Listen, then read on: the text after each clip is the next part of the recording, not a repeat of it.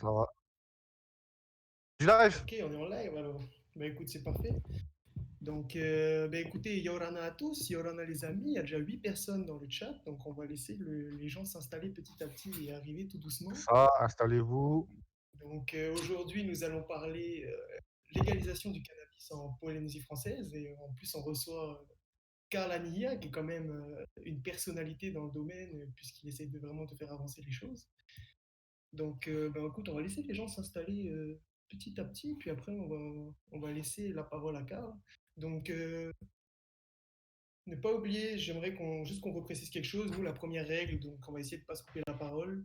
Et aussi, n'oubliez pas que tout ce qu'on dit, c'est simplement notre opinion. Nous ne sommes pas des experts et c'est d'ailleurs pour ça qu'on accueille des personnes comme Karl, c'est parce ils ont beaucoup plus d'expertise que nous dans ces domaines.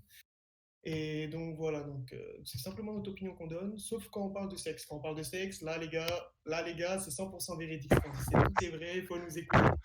Sinon, sinon, ne nous écoutez pas. Donc, N'hésitez pas dans le chat si vous avez des questions, pas sur le sexe, hein, des questions à poser à Karl. Le cannabis, bien sûr. Ah, même sur le Et sexe, on hein, pas de essaiera souci. Hein. de. C'est parfait ça. On C'était un sait déjà c'est quoi le sujet, deuxième sujet. c'était un sujet de notre débat vendredi dernier, il n'y a pas longtemps, justement, la libido et la consommation de cannabis. Ça, c'est important. écoute, on pourra en parler, on pourra en parler. Hein. On en parlera sûrement alors. C'est un bon sujet qu'on pourra traiter d'ailleurs. On verra c'est quoi l'expertise dessus.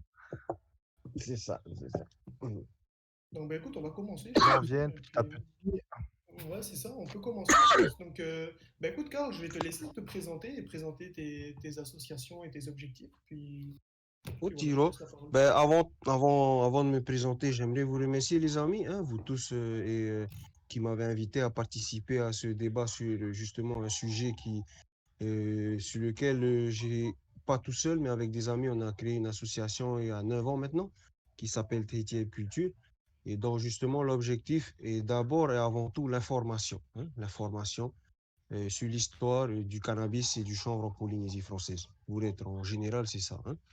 Et donc, après 9 ans d'existence, on ne s'est pas arrêté à faire juste de l'information. On a dépassé les limites un peu de ce qu'on était autorisé à faire.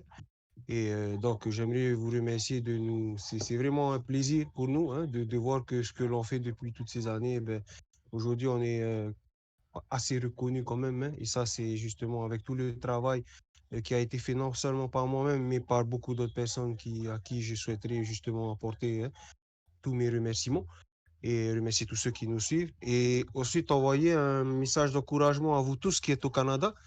Je ne suis pas un expert dans le sujet, on va dire, mais je pense que vous êtes dans un milieu où justement il y a des experts et vous pourrez être des experts justement plus tard pour ce pays et revenir et développer justement ce qui se fait déjà dans un pays où il fait froid. Chez nous, il fait chaud, les amis, c'est top, c'est cool. Hein. Et c'est chez vous qu'il y a des experts. Et merci en tout cas de me donner l'occasion de participer à ce débat. Donc, l'association Tahitienne Culture, son objectif principal est bien la légalisation du cannabis dans tous les sens du terme. D'accord? Mais on a commencé pas à pas comme tous les autres pays. C'est d'abord par l'aspect thérapeutique, c'est-à-dire l'usage thérapeutique du cannabis.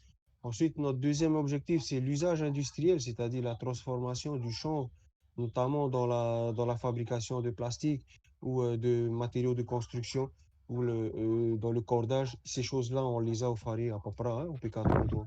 Donc, étape par étape. Et ensuite, ben, justement, la légalisation sur la consommation, je dirais, responsable des personnes qui sont en âge de le faire. C'est-à-dire, pour nous, à l'association, c'est 21 ans. Donc, on a un programme déjà en place pour ce qui peut se faire pour la Polynésie. Mais il faut pas oublier que le cannabis est un sujet qui évolue tous les ans.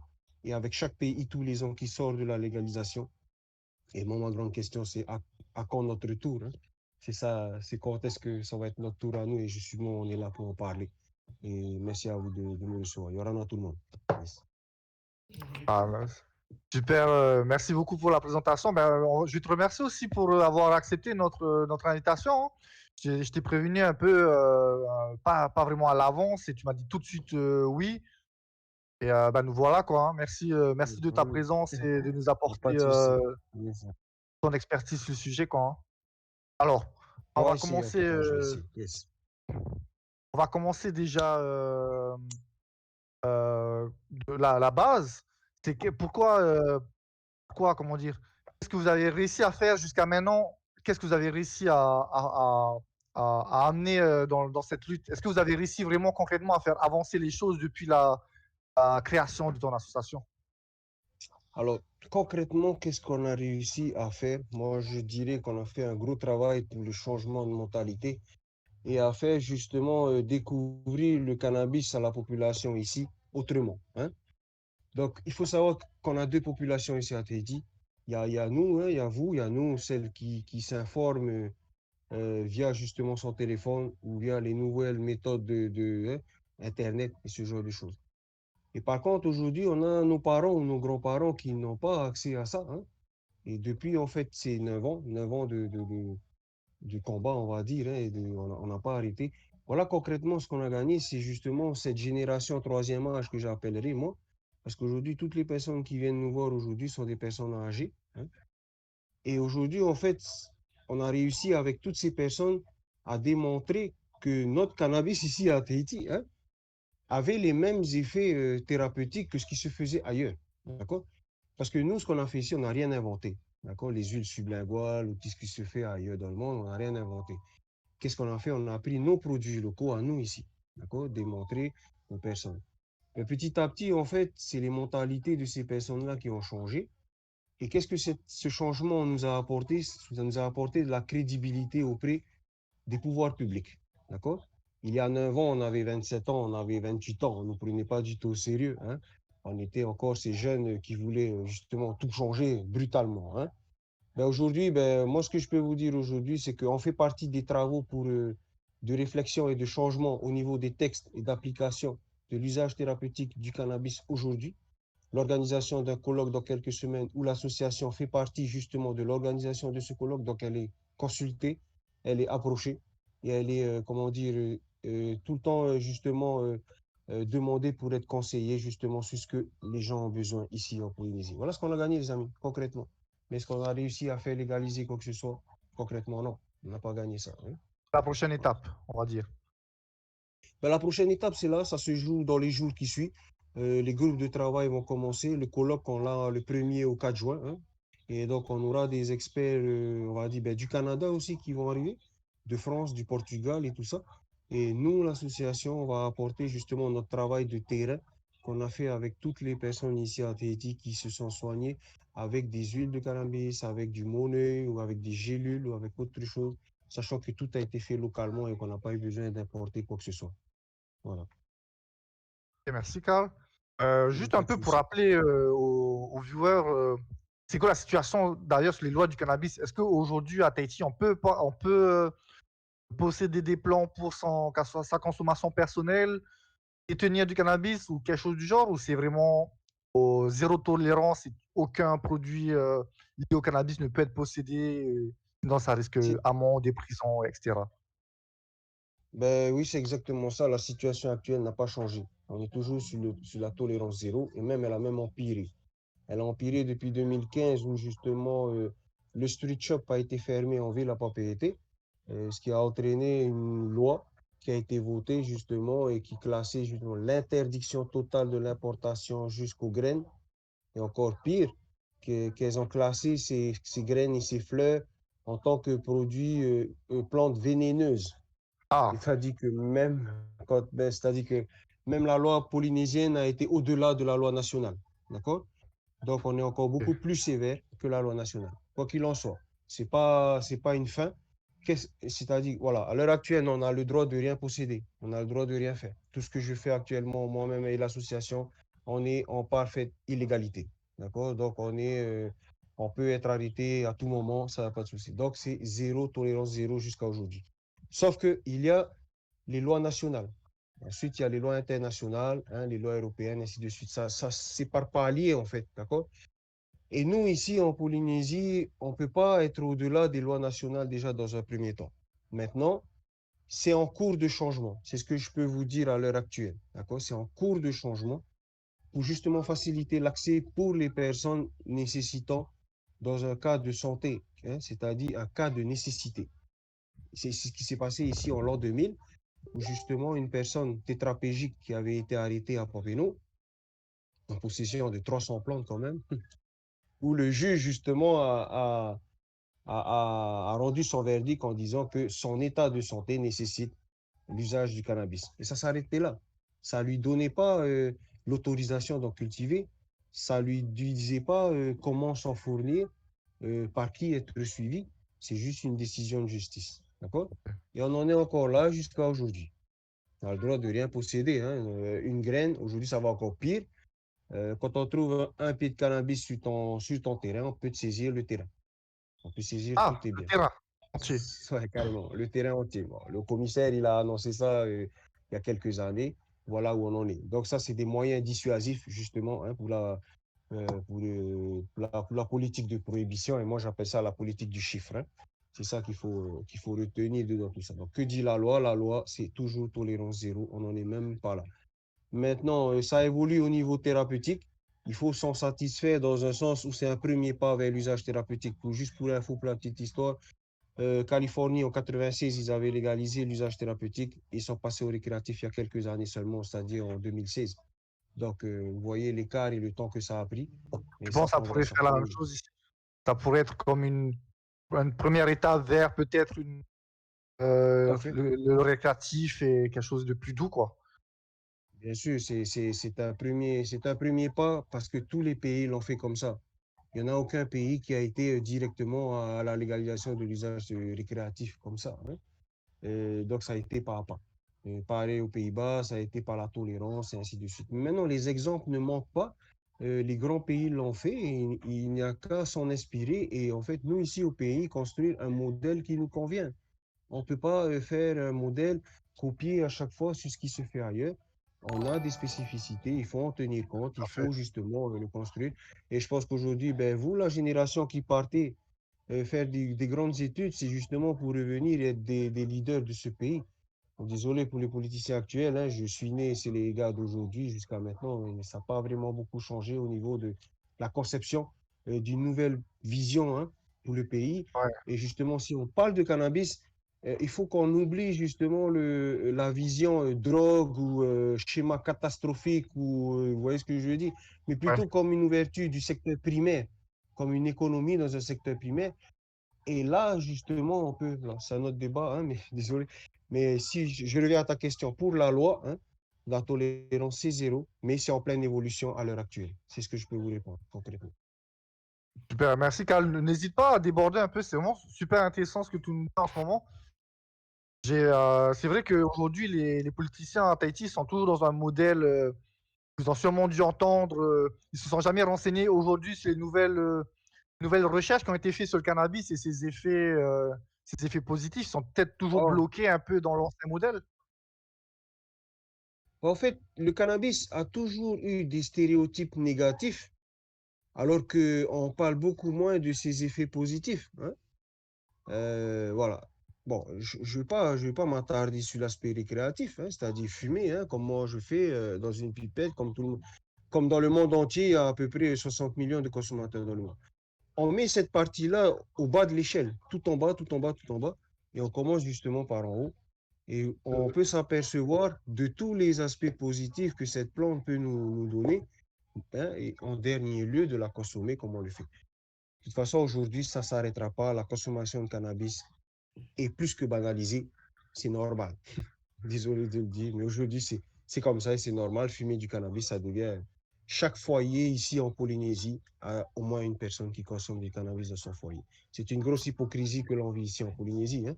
Donc, moi, ce qu'il faudrait justement amener comme éducation aux personnes, c'est ça. C'est qu'avant de fumer, eh ben, vous pouvez faire des huiles de massage, vous pouvez faire des huiles à boire, des huiles sublinguales, des cachets, vous faites des médicaments, des compléments alimentaires et tout ce genre de choses. Et c'est là où justement ça bloque. C'est là où ça bloque. Et cette politique de prohibition nous empêche de le faire parce qu'il faut savoir qu'on n'a pas le droit de communiquer sur le cannabis comme on le veut. Donc, c'est pour ça qu'on a une seule page Facebook qui fait de l'information. Bon, après, on peut, hein, il y en a qui aiment, il y en a qui n'aiment pas, mais c'est notre seul plateau, c'est notre seule plateforme de communication. Même pour passer à la radio ou pour passer au journal, ça ne se fait pas comme ça, justement, parce que ça s'appelle en droit, c'est faire l'apogée d'un produit illicite sous un jour favorable, hein. C'est-à-dire, n'importe quel jour de l'année, vous n'avez pas le droit de parler du cannabis, consommer du cannabis, posséder du cannabis. Donc, voilà la loi. C'est tolérance zéro. Ça va jusque-là.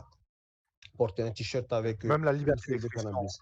Même la liberté d'expression, elle est touchée. Sauf si vous êtes journaliste, sauf si vous êtes artiste, d'accord? Sauf si vous êtes politicien. Et là, ben, concrètement, ben, voilà, je vais vous dire ça, c'est que 1er juin, 2 et le 3 et le 4 juin, 1er juin, ça fait drôle ça, 1er juin, le colloque commence ici en Polynésie, à l'université, au campus, d'accord? Nous, c'est ce qu'on a demandé depuis 10 années, c'est d'organiser justement un genre de séminaire sur une semaine où on pouvait inviter des experts internationaux pour venir justement apporter ces informations au peuple, hein. Mais on n'avait pas le droit de faire parce qu'on était une association. Et aujourd'hui, quand tu es un politicien, tu peux le faire, mais il faut l'appeler un colloque. Donc, en fait, tu vois, la nomination des Il termes joue sur les et mots. dans quel objet est-ce que vous voulez. Donc, voilà, il joue sur les mots, ben, c'est la loi, hein, c'est le fort de la loi et c'est ça le problème de la loi.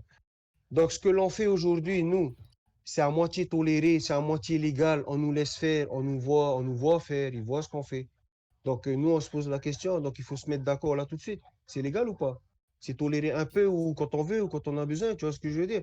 À un moment donné, moi aussi, je suis Ouais. dans le flou dans ce que je suis en train de faire. Quoi qu'il en soit, je sais très bien que ça aide beaucoup de gens. Ça, je n'ai pas besoin de le redire. Et c'est ça qu'on demande, en fait, tout simplement, d'être encadré, d'être accompagné. Et c'est ce qu'il faut. Et c'est juste la loi. Et c'est des mots. On va chercher le bon terme approprié et blablabla, et blablabla, hein. Voilà, voilà le souci de la loi, les amis. C'est ça. Non, mais c'est ça, exactement. Mais pour revenir aussi à un truc, tu sais, comme tu dis, c'est vrai que dans chaque foyer en Polynésie, il y a sûrement une personne qui fume dans chaque foyer. Et est-ce que tu penses justement que la tolérance zéro du gouvernement, ça fait diminuer le nombre de consommateurs? Bien au contraire, hein. Bien au contraire, on peut s'apercevoir que depuis 40 ans, justement, l'interdiction a été faite. Et on s'en rend compte au niveau mondial que la consommation a augmenté de plus de 70% dans tous les pays, dans tout le monde entier. Donc la Polynésie n'est pas épargnée. Ça n'a pas du tout, ça n'a pas du tout eu d'impact, hein. Ça les a pas dissuadés, on va dire. On va dire, ça les a invités plus à justement enfreindre ce tabou, hein. Justement, ça, c'est une grosse hypocrisie, en fait, tu vois. Malgré que le cannabis soit présent, mais vraiment présent, c'est-à-dire au vu de tout le monde sait où est-ce qu'on peut s'acheter du cannabis en Polynésie. Ouais, Il n'y a jamais de rupture, il n'y a jamais eu besoin d'avoir recours à de l'importation pour fournir. Vous arrivez à Faha, l'aéroport, c'est tout de suite à gauche. Tout le monde sait. C'est pas loin. Ça, c'est Ça, c'est tout le monde le sait. Donc, ça fait longtemps que. Et ensuite, même pendant le confinement, j'ai fait une petite observation à la gare routière. Il y a toujours quelqu'un sur la route à 1h, 2h du matin. Donc, il n'y a pas de souci de consommation. Ça veut dire quoi? Que ici, ben, les planteurs arrivent à répondre à une demande. Et justement, on a fait un audit qui s'est passé en 2015 où on s'aperçoit qu'il y a 140 000 consommateurs en Polynésie, toutes souches confondues. ah ouais. Cela va du consommateur quotidien au consommateur occasionnel, au consommateur très très occasionnel, c'est-à-dire lors d'une fête ou quoi que ce soit. Mais c'est 140 000 consommateurs, toutes souches confondues, c'est-à-dire de chef d'entreprise à la petite société. Donc voilà un Donc peu c'est là. potentiellement des. C'est- Excuse-moi, fini, vas-y. Ce que je voulais dire, c'est que justement, elle fait partie de cette économie. Ce consommateur, ben, il achète, ben, il faut bien conditionner le cannabis, les boîtes d'allumettes. Ils ne se partagent pas beaucoup le marché en Polynésie pour commander des boîtes d'allumettes. Je pense qu'on est les derniers à les commander, mais c'est pas dans. Le briquet, il sert, hein, largement.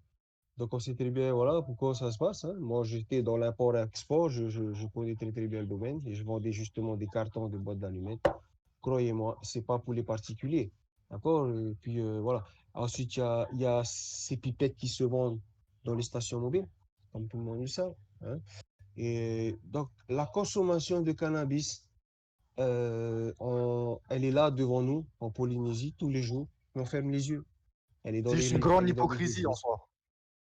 C'est C'est une une- grande hypocrisie. Je pourrais pas, après, moi, je suis pas, hein, je vais pas définir comment on dit comment ça se fait. Pour ma part, on peut pas aujourd'hui dire qu'on est des ignorants et que ce peuple est ignorant ou que nos politiciens sont ignorants et ne sont pas conscients de la vraie situation qui se passe devant eux tous les jours, hein. Et donc, en fait, c'est une réalité en fait qu'on refuse de voir nous-mêmes, d'admettre, hein. Et aujourd'hui, ben, ce frein-là nous empêche justement de. On a peur en fait de se dire la vérité soi-même que je m'étais trompé pendant toutes ces années. Au final, c'était pas ce qu'on disait. Au final, c'était pas comme ça. Si on l'avait fait ainsi, peut-être que voilà, aujourd'hui, on s'en sortirait un peu. Voilà, hein. Donc les mentalités commencent à changer. Et surtout grâce aux étudiants qui partent et qui reviennent et justement apporter cette nouvelle vision des choses. Même si on a TikTok, Facebook et tout, les gens. Tu vois, moi, je peux vous dire une chose, c'est qu'on peut voir des Polynésiens ici, même s'ils voient ce que les îles leur font et tout, tant que la loi ne change pas, ils ont du mal. Ils ont du mal, en fait, à faire le pas, hein. Voilà ce que je peux vous dire, les amis. On peur de toujours rester dans l'illégalité. Et comme tu l'as dit, les lois et tout sont très sévères sur les contrevenants. Ouais, après, C'est ça aussi, hein. il y a ce confort aussi bien acquis que l'on ne veut pas quitter, hein. On ne veut pas enfreindre la loi. Parfois, il y en a qui, une plante, ils pensent qu'ils vont, voilà, comme je vous disais, hein, pour faire peur, ben, on te trouve avec un plant de cannabis sur ton terrain, on peut te saisir le terrain. Cette annonce, elle a fait l'effet d'une bombe, hein. Ça fait l'effet, tu vois. Aujourd'hui, quand je parle aux personnes de cannabis thérapeutique, dans la première chose, c'est qu'elles puissent la cultiver elles-mêmes sans plomb à la maison. C'est même pas la peine d'en parler, hein. Il y a l'annonce du commissaire qui résonne, même si ça fait 3 ans, tu vois. Non, j'aurai plus de terrain. C'est la peur que l'on entretient, en fait, autour du mythe et des légendes de cette plante, hein, qui n'est autre qu'une plante, au final. Voilà. C'est vrai. Mais d'ailleurs, attends, on a une très bonne question dans le chat.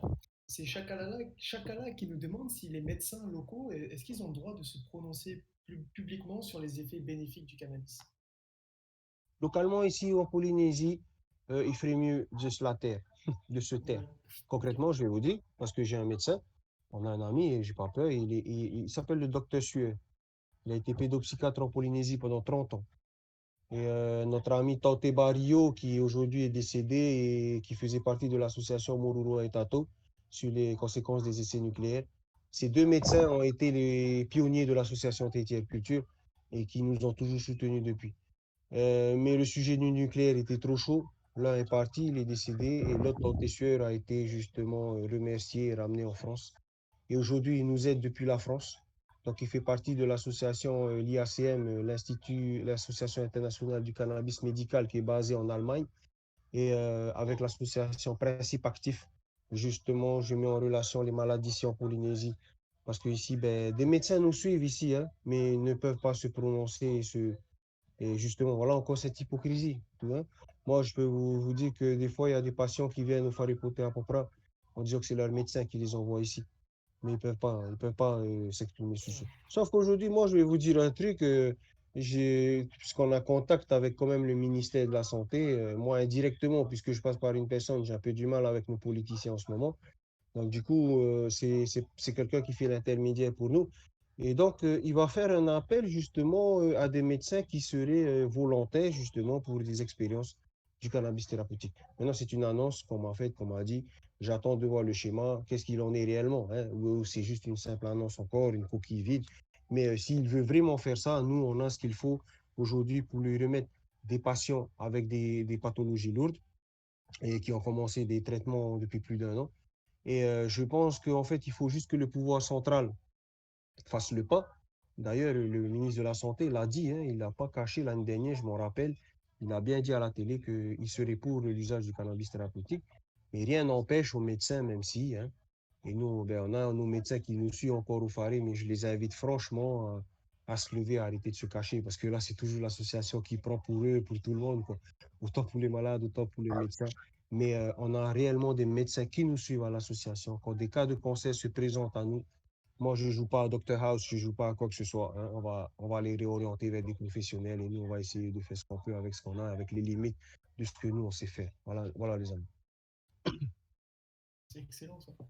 Donc, c'est vraiment excellent. Puis justement, ben, tu disais que, ben, c'est ce qu'on disait, que ben, au final, le gouvernement, je pense qu'ils sont clairement au courant qu'il y a des consommateurs partout, que ça se vend illégalement, c'est facile à trouver. Donc, c'est quoi au final qui bloque? Pourquoi, c'est quoi qui bloque pour prendre cette décision et faire le pas de légaliser le thérapeutique? Mentalité. La religion, comme tu nous avais dit aussi. La La religion, religion aussi. la religion, des valeurs que l'on souhaiterait justement se cacher derrière pour essayer de trouver des excuses. Moi, je dirais que c'est tout simplement des excuses. Et je dirais aussi que c'est le plus grand pour moi, c'est un manque de volonté politique. La volonté en ce moment, elle n'est pas affichée clairement, elle est justement divisée. Euh, Concrètement, je vais vous dire, on a rencontré la présidente de la commission de santé, hein, à l'Assemblée de Polynésie, euh, qui doit travailler avec le ministère de la Santé. Ben, en rencontrant cette personne, ben, on s'est rendu compte qu'il n'y a aucune communication entre eux et qu'en fait, qu'aujourd'hui, chacun est en train de faire un peu de son côté, hein, un peu ça. Donc, nous, ça fait 9 ans qu'on est sur le terrain et qu'on observe et qu'on observe. Politique, je vais parler pour les politiques peut-être, hein, au pas à pas, parce que qu'est-ce qui freine?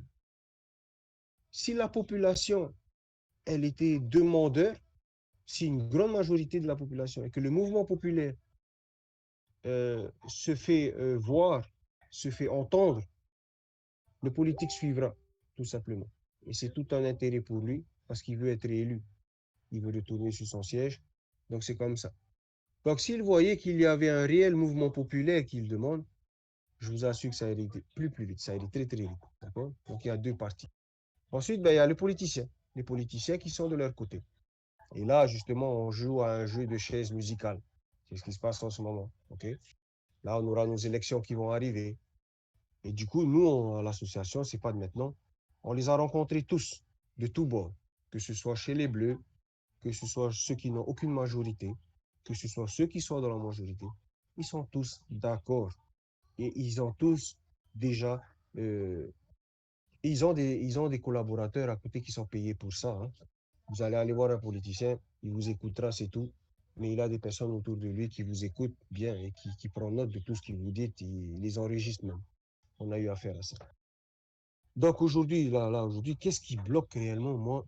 C'est une question de sous. C'est une question de financement, de sous et de gros sous, hein. Parce que là, c'est un marché qui dépasse l'imagination aujourd'hui. Et la crise actuelle sanitaire, justement, le Covid, tout est un prétexte aujourd'hui, hein. Aujourd'hui, le pays va mal. OK, tout de suite, on va légaliser le cannabis, hein. Voilà une solution. Mais voilà, ça fait déjà une dizaine d'années que nous, on dit que il faut le faire. Mais aujourd'hui, si aujourd'hui ils veulent le faire, vous savez pourquoi? Parce qu'ils ne savent pas le faire. C'est ça la seule raison. Ah, c'est ça. Ils ne savent pas le faire. Il y Personne en n'est a venu. aucun, il n'y a pas de compétence. Il n'y a Ça. rien. On Ouais. est là on est encore au stade de réflexion, contrairement à d'autres qui sont au stade d'application, hein. Ils sont loin de moi. Et justement, nous ici, ben, on n'a pas les personnes, comment on dit, Compétente. les compétences compétentes. C'est exactement ça. Parce que s'il va falloir s'aligner au niveau international, il va falloir justement s'aligner avec toutes les règles hein, qui va se mettre en place. Mais je ne dis pas qu'il n'y a pas de capacité en Polynésie, d'accord? Ça, c'est une grosse différence. Il y a une capacité réelle, mais tout ça, il faut la remettre au point de départ. Ça passe par une éducation, une formation, déjà. Et ça, justement, dans les grands pays comme le Canada, c'est possible de le faire.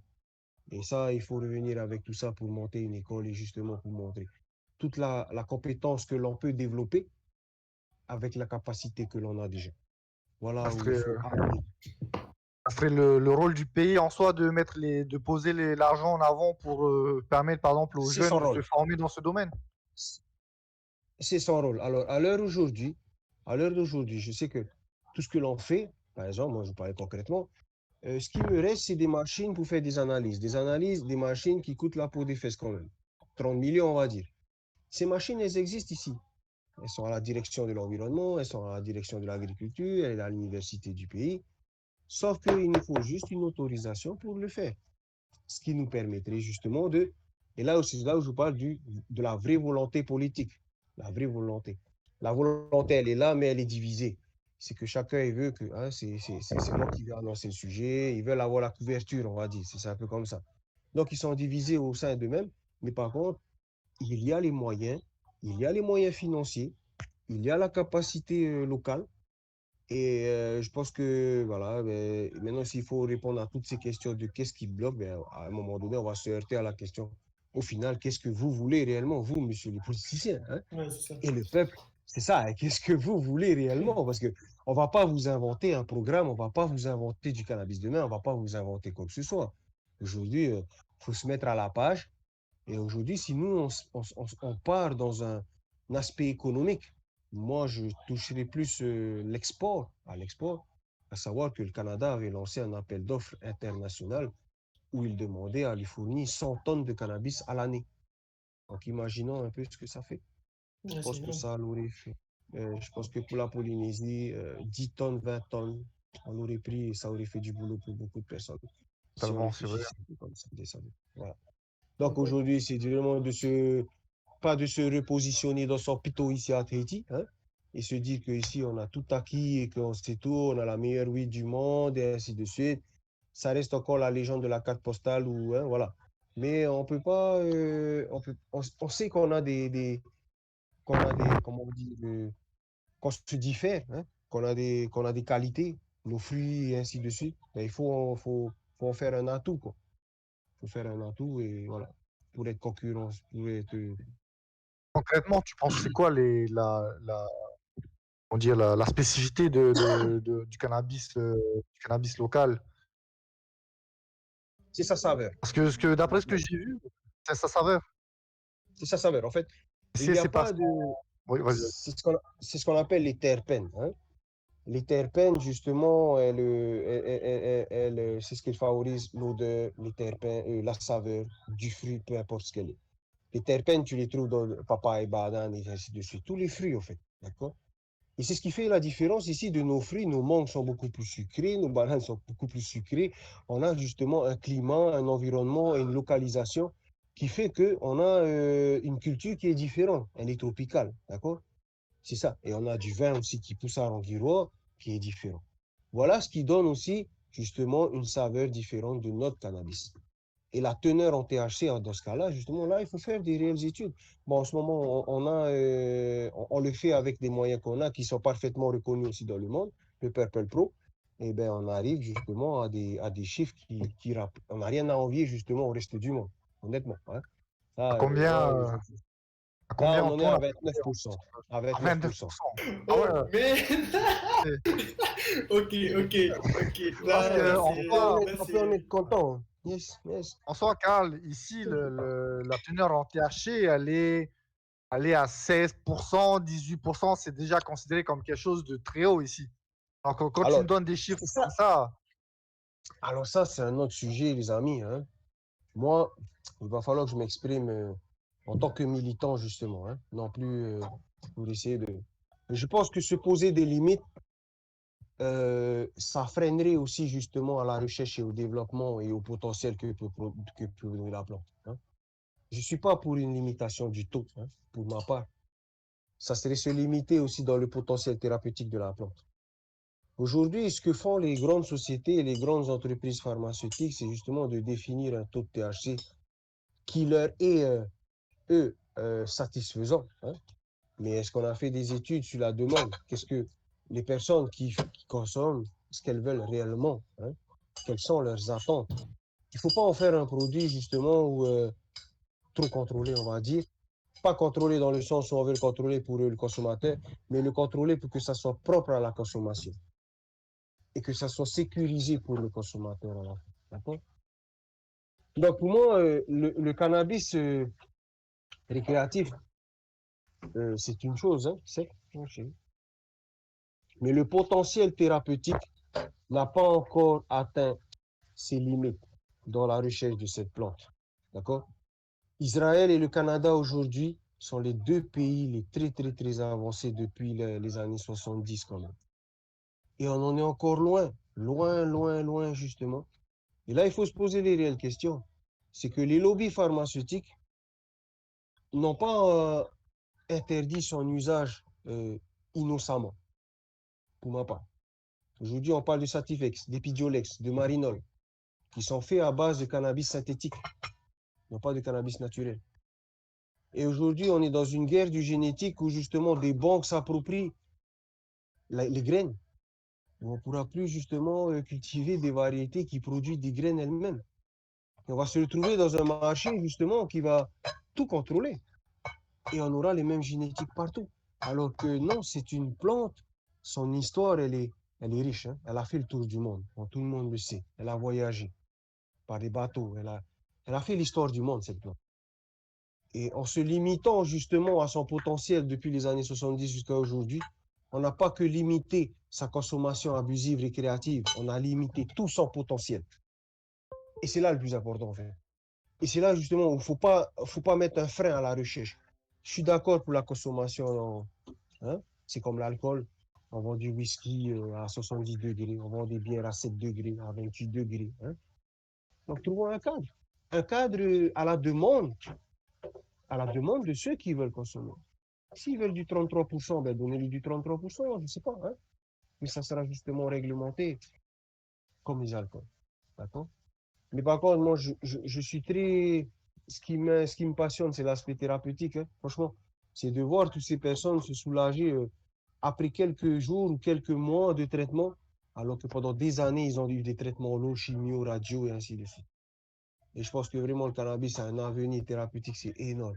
Franchement, c'est énorme. Bah, justement, d'ailleurs, quelles sont les maladies aujourd'hui qu'on peut soigner et qu'on peut atténuer même avec, grâce au cannabis thérapeutique? Alors, bon, déjà, si je prends en France, on va se baser sur ce qu'on fait. Voilà, sclérose en plaques, déjà, très connu, pour le traitement avec l'Epidiolex, le Sativex et le Marinol, qui sont des produits dérivés à base de cannabis, encore une fois, je le rappelle, cannabis synthétique. Rien à voir avec du cannabis naturel. Aujourd'hui, les épilepsies sont traitées avec du cannabis. C'est pas nouveau. C'est le dernier médicament qu'on a trouvé, c'était en Chine. Ensuite, là, ça avance et les 5 pathologies qui ont été retenues. Bon, déjà, vraiment, où est-ce que le cannabis est utilisé réellement dans les hôpitaux en France? C'est dans les soins palliatifs, c'est-à-dire en fin de vie. Après les traitements de cancer, eh ben, ils prescrivent aussi du cannabis dans les soins palliatifs pour le traitement contre les douleurs. Donc, à la question du est-ce que le cannabis soulage les douleurs? La réponse est tout à fait oui, puisque déjà, elle est utilisée en soins palliatifs. Maintenant, la question est, est-ce qu'on peut l'utiliser en prévention avant d'atteindre ce niveau de douleur ou de non-retour? Et on voit souvent parfois, on entend parfois des malades dire, ben, mon médecin m'a dit, ben, si on peut rien pour toi, rentre à la maison, fume un joint, si ça te fait du bien, ben, tant mieux. Un discours aujourd'hui qui n'a pas lieu d'être. Un discours c'est comme abandonner la personne. D'accord? Ça, c'est pas bien. Donc, quelle maladie aujourd'hui pour les expérimentations françaises qui vont commencer à la fin du mois normalement, mais apparemment ça a été reporté. Elles ont retenu 5 pathologies, donc la sclérose en plaques, comme je vous disais, les traitements liés au cancer, les épilepsies lourdes, hein, ensuite tous les soins et les soins palliatifs, justement, hein, c'est ce que j'en parlais. Le quatrième, je ne l'ai pas retenu, mais je sais, je saurai revenir. Mais c'est juste pour vous dire que parmi ces quatre pathologies retenues pour les expérimentations en France, eh bien, ça concerne plus de 5000 personnes ici en Polynésie. Et aucun Polynésien ne fait partie de ces expérimentations. Donc, dans un premier temps, on demanderait que les Polynésiens puissent accéder, c'est-à-dire les 350 membres de l'association TTF Culture puissent accéder à ce programme. Dans un premier temps, avec les produits qui a été justement listé par la NSM, qui est l'Agence nationale du médicament en France, puisqu'il faut savoir que pour les expérimentations en France, ils vont leur fournir des huiles sous la langue, ils vont leur fournir même des fleurs à fumer, de CBD, mais qui dit fleurs à fumer, c'est pas fumée carbonisée, mais c'est avec un vapeau. Donc, le fabricant du vapeau, il a tout gagné dans l'expérimentation. 3000 patients et 3000 patients auront un vaporisateur. Mais c'est bien fait, c'est encadré. Il aura ses trucs à la maison, il aura ses gélules. Donc, il y a une liste bien établie. Et ça, c'est sur le site de la NSM. on demande déjà que les Polynésiens puissent avoir ce traitement. Pas déjà avec les traitements que nous, on fournit ici, d'accord? Mais nous, on a commencé l'année dernière en juin jusqu'à aujourd'hui. On n'a pas attendu que la France commence les expérimentations. Donc, nous, ici, à Tahiti, à l'association, on a retenu, les AVC, la thyroïde, les cancers du sein, les épilepsies lourdes et les autistes.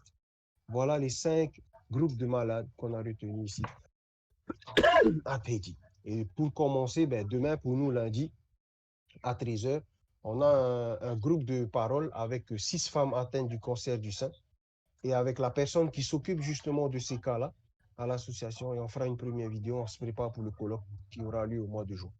Voilà les pathologies que nous, on a retenues parce qu'on a vu des améliorations énormes juste avec ce que l'on fait ici en Polynésie, sans avoir recours à l'importation de quoi que ce soit.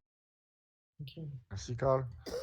Ok, c'est ça. Aujourd'hui, vous êtes vraiment en mesure de montrer que ça marche, quoi. C'est véridique, ça marche. Je ne le dirai pas moi, mais je laisserai justement les malades le dire. Qui connaît la maladie mieux que le malade lui-même? Je n'ai pas besoin de faire un dossier médical. Pour moi, pas le dossier médical, c'est le malade. Et c'est à lui de venir justement partager et apporter son appel de secours à ce gouvernement et à tout le monde que voilà. C'est pas sous un faripoté à Papara au P43 qui doit venir se soigner, mais c'est bien dans un hôpital, dans un cadre légal, fait pour ça, approprié pour ça, avec des médecins qui ont fait des études pour ça, qui sont là pour ça. Voilà ce que j'aimerais justement accélérer. Et c'est en plein, hein, c'est ce qu'on est en train de faire. Du Ok, côté, très bien. j'ai toute une question à ce sujet-là. Est-ce que c'est le THC ou le CBD qui a les effets thérapeutiques? Par exemple, la réduction de la douleur ou des crises, j'avais vu que pour les crises d'épilepsie ou n'importe quoi, c'est toujours. C'est quoi? C'est le CBD ou le THC qui fait son effet? Principe actif? Alors, le CBD et le THC, ce sont des molécules qui composent la plante qui est à l'intérieur de la plante. Aujourd'hui, c'est clair qu'on parle beaucoup du CBD. Pour ma Ça. part, je traduis ça pour essayer de dédiaboliser l'image du cannabis. En parlant de CBD, c'est plus acceptable, c'est plus médical, c'est plus pharmaceutique. Donc, hein, et on évite le terme psychoactif, récréatif. Et c'est deux termes qui sont associés au THC. Donc, pour quelqu'un, si on dit à quelqu'un, ben, écoute, il n'y a pas de THC dedans, ça le rassure déjà dans un premier temps. Et c'est ce qu'on a observé de toute façon. Alors, nous aussi, on a des variétés de CBD, c'est-à-dire qu'on a des graines de CBD qui sont importées, qu'on reçoit du Canada d'ailleurs. J'en ai reçu de France et un peu de partout dans le monde, qu'on cultive ici. Et ensuite, on fait nos produits avec des variétés de pure souche CBD. Donc, en les analysant avec justement les machines qu'on a, on n'analyse pas beaucoup le CBD, mais la dernière, là, ça y est, on a une machine qui peut analyser au moins le CBD. Et on se rend compte que lorsqu'elles sont cultivées ici, eh ben, les données ressortent les mêmes que sur le catalogue. Donc, on retrouve les mêmes données lorsque la plante elle est cultivée, bien sûr, proprement et en respectant ce qu'il faut. Hein. Pas de souci pour ça. Donc, on fait la distinction entre CBD et THC. On l'a fait dans un premier temps. Et pendant l'année qui a suivi, hein, voilà. Concrètement, je vais vous parler. Actuellement, on est sur une personne qui a une tumeur au cerveau. Hein, et en ce moment, elle prend des gélules de CBD. Donc, elle prend du CBD, mais pas gélule, c'est-à-dire l'impact se fait à l'intérieur. Et en complément de ça, elle prend des huiles. Nous, on les a appelées des huiles de THC. Mais c'est pas concrètement, je dirais des huiles de THC, c'est parce que cette huile-là, c'est la plante telle qu'elle est, sans avoir été justement, c'est pas une variété forte simplement CBD. C'est une plante où elle a toutes les molécules, où là, il faut l'analyser pour savoir combien il y a de CBD, CBG, CBN, THC, et ainsi de suite. Donc, c'est-à-dire qu'on appelle la plante dans sa totalité, ce qu'on appelle le full spectrum, on va dire. Hein. C'est que je la prends telle qu'elle. Et on a fait ces huiles-là.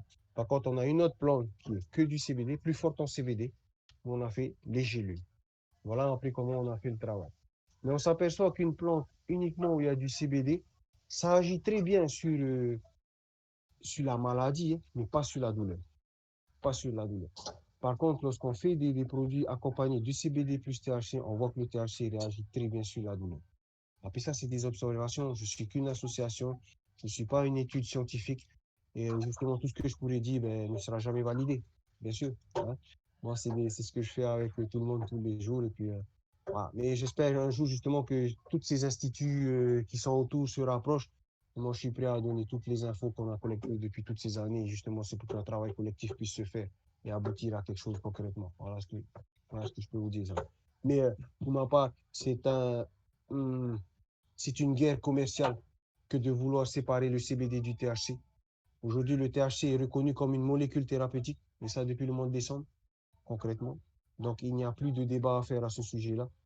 Et une plante, elle marche bien quand toutes ses propriétés sont en elle, dans la même plante, sans la séparer. Franchement, c'est mon avis, en tout cas, de militant de cannabis.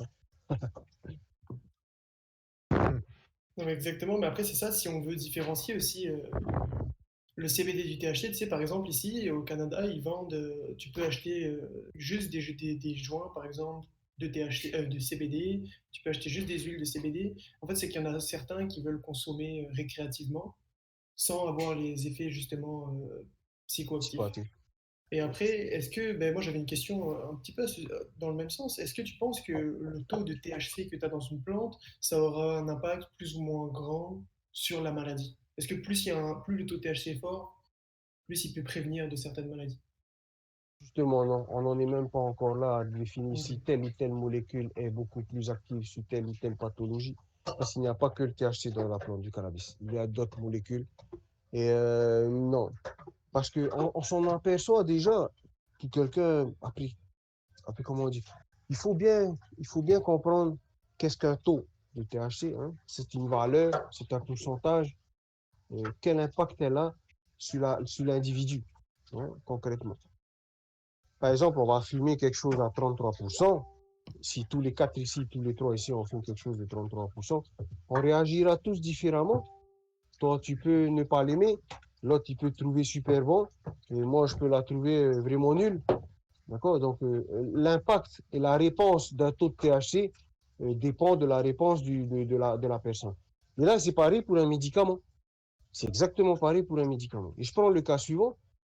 Par exemple, nous, dans nos groupes de travail, on a des cas de thyroïde.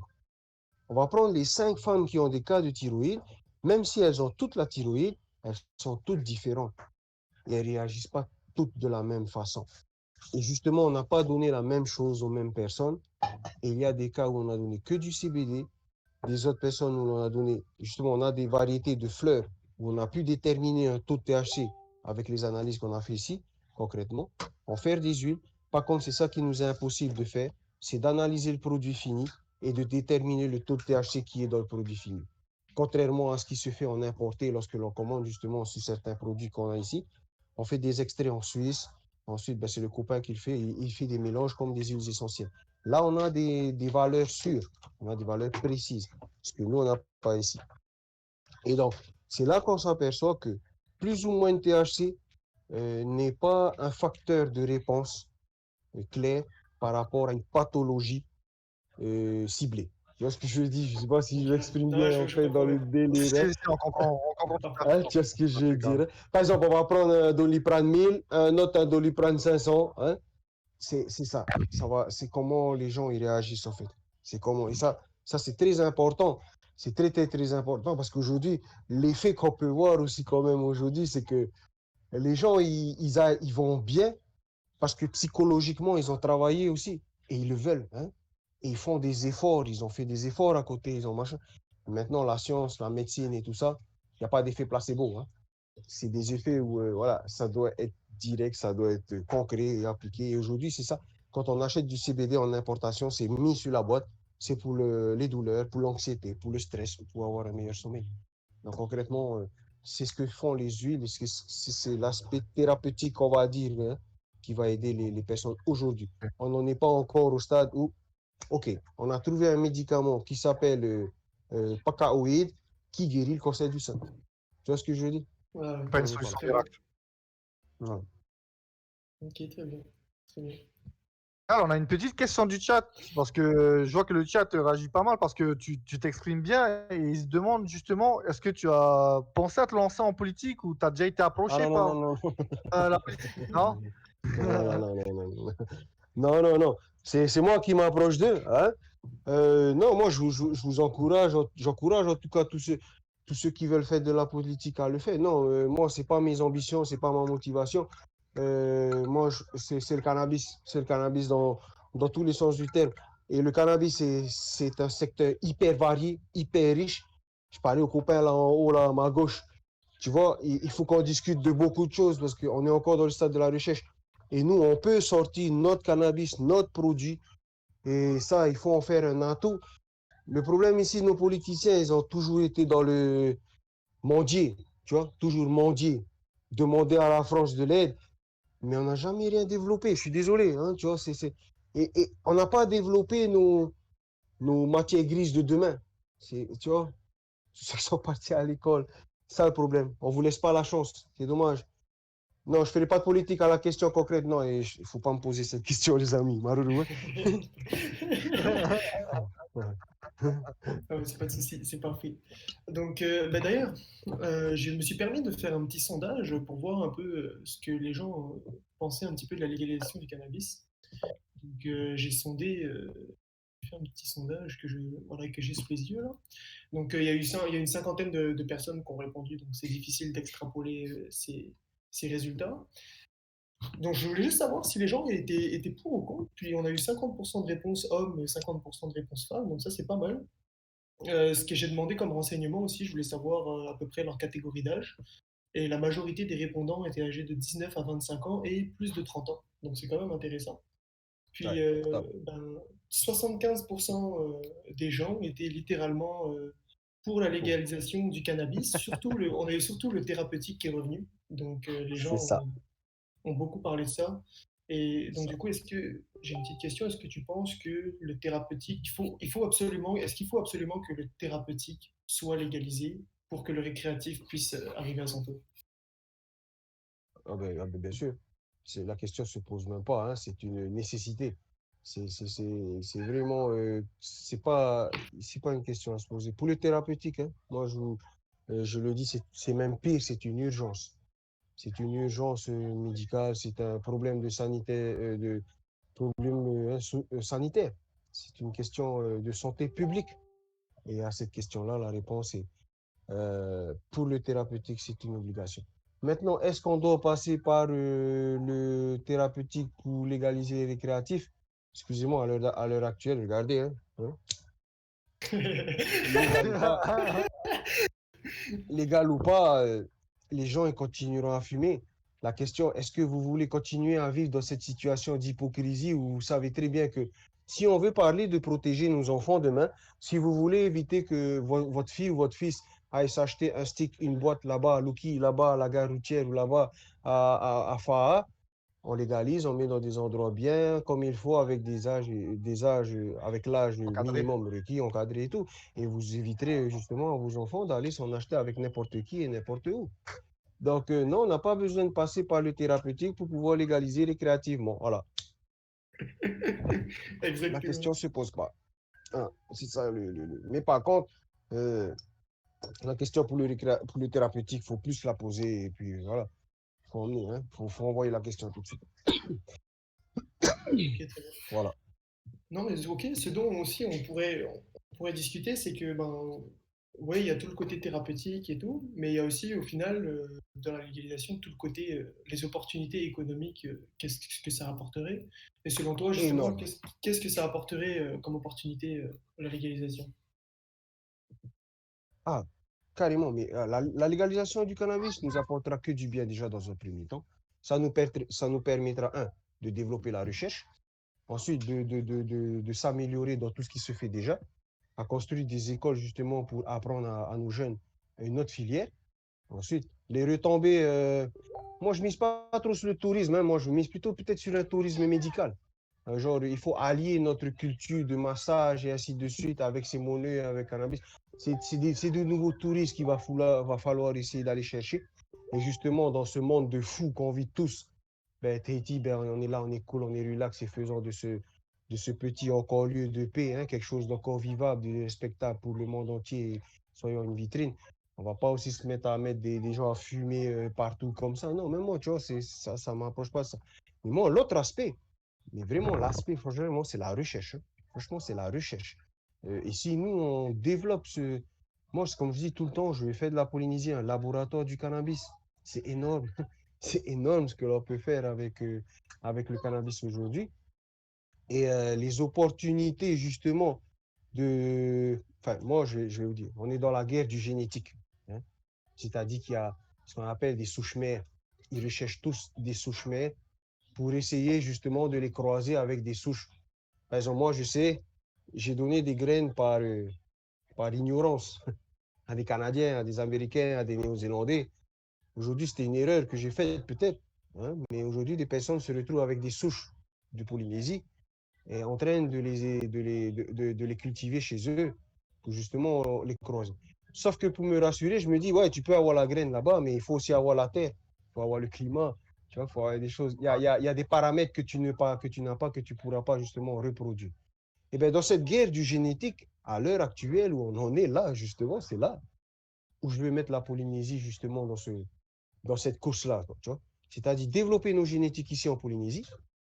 Et demain, ben, c'est plus nous qui allons acheter des génétiques ailleurs pour pouvoir cultiver chez nous, c'est nous qui allons vendre nos génétiques, justement. On est arrivé, et puis là, ben, on a assuré l'économie ben, de la graine au produit fini, c'est-à-dire de nous à nos enfants et à nos petits-enfants. Et l'avenir, il est tracé, tout simplement. C'est comme ça. Ah, ok. Comme des conditions qui doivent être respectées si jamais on légalise le cannabis. Moi, je me posais un truc, c'est est-ce que, ben, c'était surtout dans un aspect récréatif, si jamais c'était légalisé récréativement, c'est le fait qu'aujourd'hui, le cannabis, même légal, c'est un peu, ça rentre un peu dans la attitude dans le sens qu'il n'y a pas grand-chose à faire à Tahiti, où ça reste assez limité, du coup, on va fumer. Est-ce que si jamais on légalise, on va pas arriver à un point où maintenant c'est, ok, ben, il n'y a pas trop, c'est le week-end, il n'y a pas grand-chose à faire, je vais aller m'acheter, je vais fumer, et on va tomber un peu dans une dépendance et tu vois, dans une consommation où c'est tellement devenu normal de prendre son joint parce qu'on s'ennuie que ça va devenir négatif, quoi. Hein. Ah, je suis tout à fait d'accord avec toi, hein. C'est-à-dire, il faut falloir... Ce qu'on appelle, nous, dans le programme qu'on a pensé justement en Polynésie, qui s'appelle le Tahiti Ebb Control, il y a justement le contrôle de la consommation. Hein. On appelle ça le contrôle de la consommation. Ça, c'est une partie sur laquelle on s'est penché. Et justement, c'est pas, il va pas falloir penser que on pourra s'en acheter, si, librement, entre guillemets, mais contrôlé. D'accord? Même les endroits où l'on peut consommer, ce sera des endroits comme l'alcool qui sera dédié pour et tout ça. Maintenant, l'abus, c'est justement, voilà, parlons-en, parlons bien, parlons vite fait. Hein. On n'a pas de centre contre les addictions ici en Polynésie. Et si tu veux qu'on parle d'addiction, un, l'alcool, à deux, les religions, il y a des addictions ici en Polynésie et il n'y a aucun centre pour gérer ces centres d'addiction. Les jeux d'argent, le bingo, le kikri. Hein. Il y a tellement d'addictions ici en Polynésie que ici, ben, on a bien vu notre problème ici en Polynésie. Il n'y a pas de limite. D'accord, hein? On voit ça, on le sait. Et ben, en fait, c'est pas nous le problème, c'est pas la population, c'est qu'on ne nous a pas aussi expliqué tout ça. Il n'y a pas d'éducation. C'est ça le problème, en fait.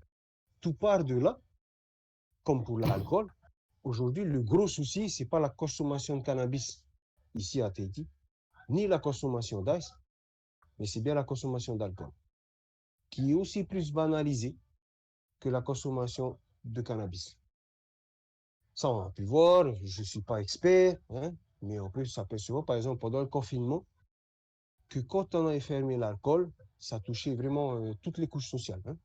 Pas uniquement les jeunes, Totalement. pas uniquement, pas uniquement les jeunes. Alors là, moi, j'ai été surpris de voir des personnes âgées qui tremblaient parce qu'il n'y avait plus d'alcool. Hein.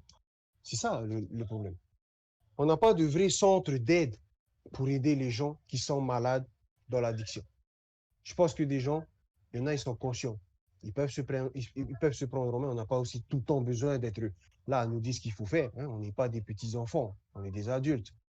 Mais s'il y a des soucis, c'est un problème de société et il y a des moyens qui sont mis en place. Aujourd'hui, nous, dans notre programme de légalisation du cannabis, tout ce qui en sortira, les bénéfices, c'est la construction de ce centre de désintoxication et d'addiction en Polynésie française. On sera content de le faire.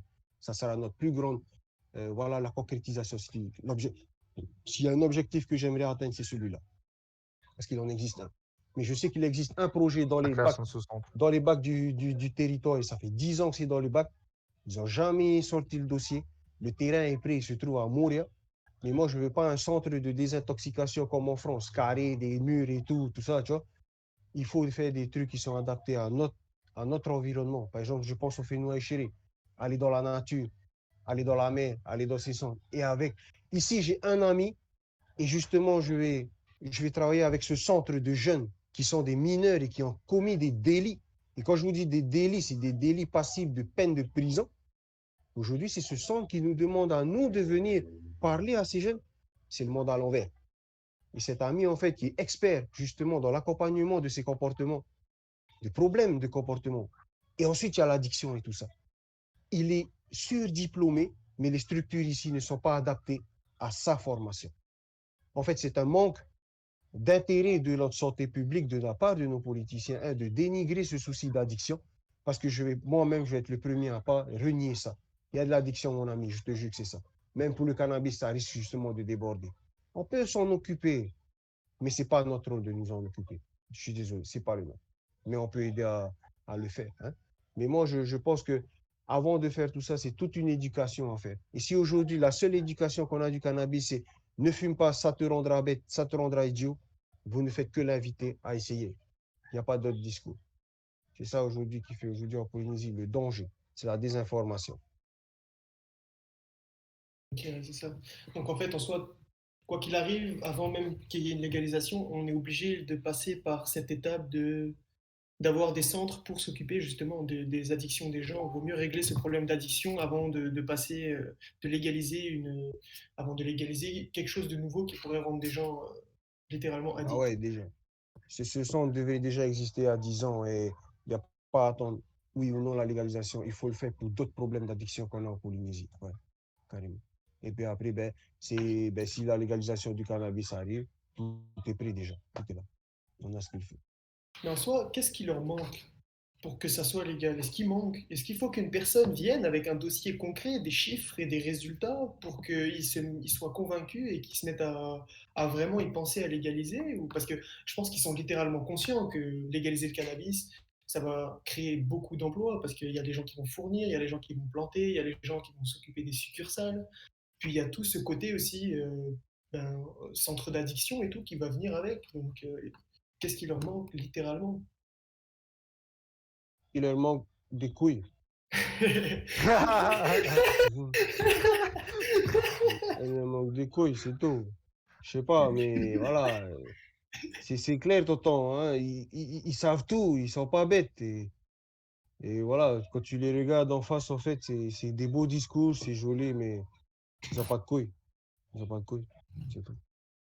Et ils veulent toujours plus. Ils veulent toujours autant d'argent, autant de contrôle, autant de pouvoir, autant de mainmise sur tout ce qu'il y a ici. Et c'est justement une mentalité qui tue ce peuple. Hein.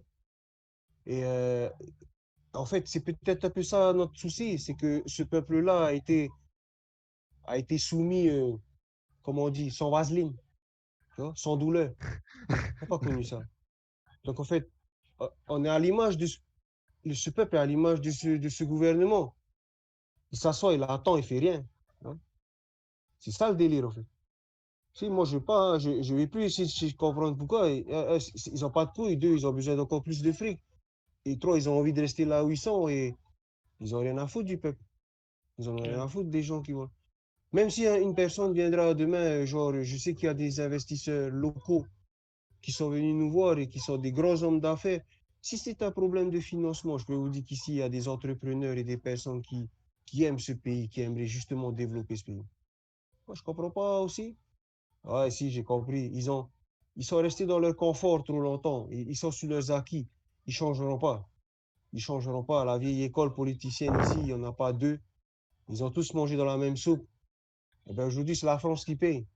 Tant que la France va payer, tant que la France, tu vois, ils suivront. Ils suivront.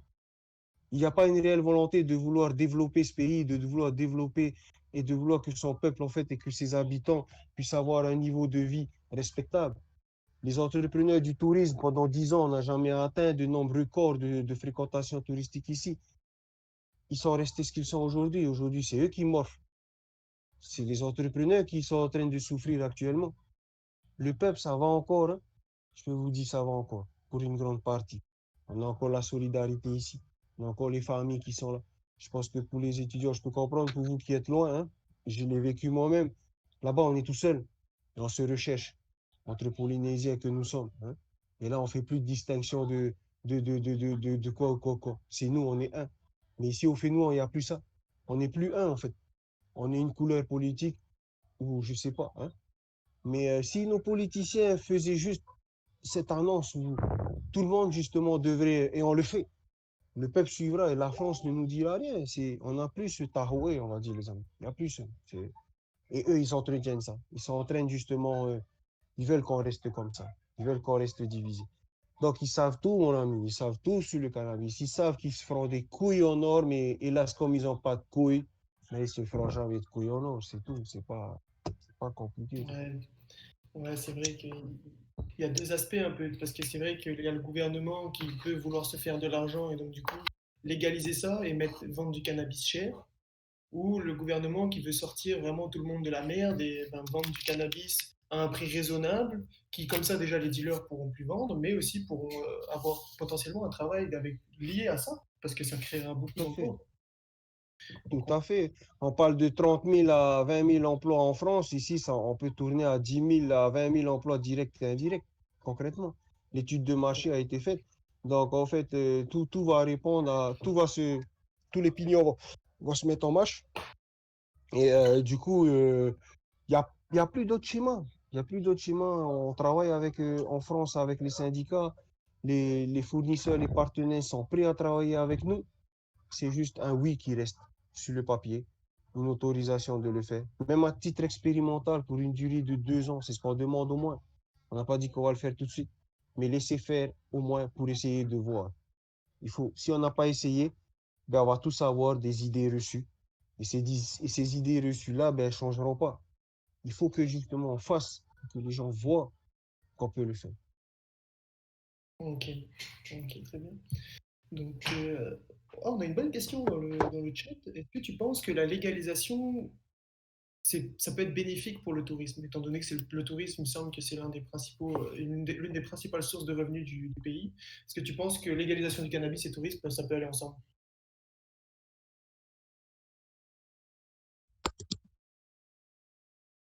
Vous m'entendez là encore? Ah non, t'entends. Oui, oui, on t'entend, on t'entend. Ah, désolé, j'étais obligé de le mettre sur le chargeur, j'ai plus de batterie. Alors, Ouais, le pas de souci. tourisme, on va essayer de faire ça pour résumer vite fait. Il faut savoir une chose. Si je parle cannabis en tant que touriste, il n'y a pas photo, je vais à Amsterdam ou en Jamaïque, hein. C'est les références du cannabis dans le monde entier. C'est là-bas qu'on ira. Aujourd'hui, ben, top, il y a le Colorado, il y a l'Espagne, il y a d'autres pays. Là, ça va être la course, hein. Ça va être la course. Pendant longtemps, on a entretenu un mythe, une légende qui disait que notre cannabis serait la plus forte au monde. On n'a pas encore fait de réelles études pour ça. Et en fait, c'est devenu bouche à oreille qui est passé de bouche en bouche, Ouais, c'est en devenu une voilier, légende. de touriste à touriste, hein. Et du coup, en fait, Tahiti est connu des fumeurs de cannabis comme étant une destination où il y a du cannabis, mais elle n'est pas connue comme une destination pour aller fumer du cannabis. Je viens à Tahiti parce que c'est un genre de réussite dans la vie. J'ai fait Tahiti, hein. Enfin, moi, je travaillais à Tahiti. Des touristes, on en a reçu. C'est un rêve pour beaucoup de venir.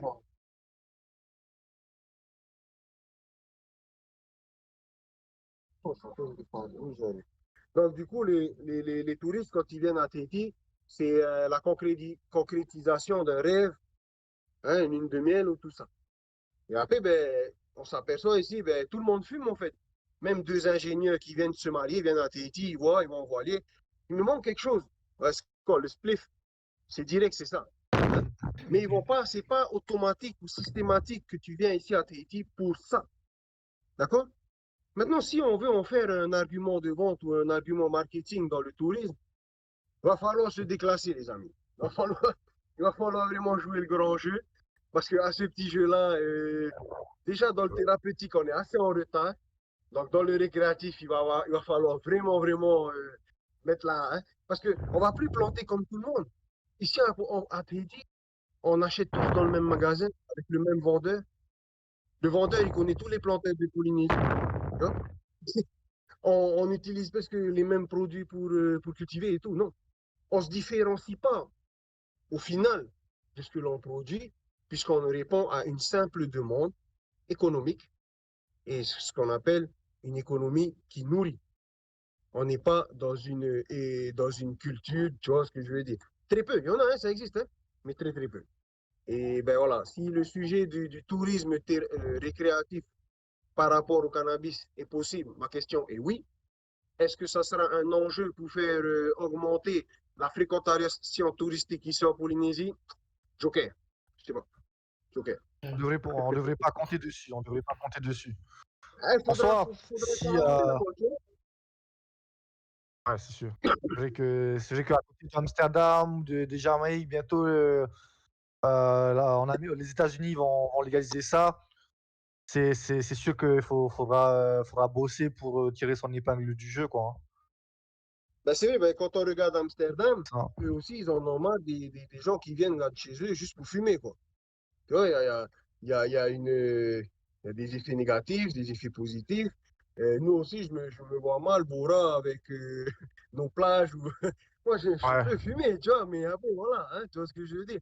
À un moment donné, qu'est-ce qui fait que notre tourisme vient et revient?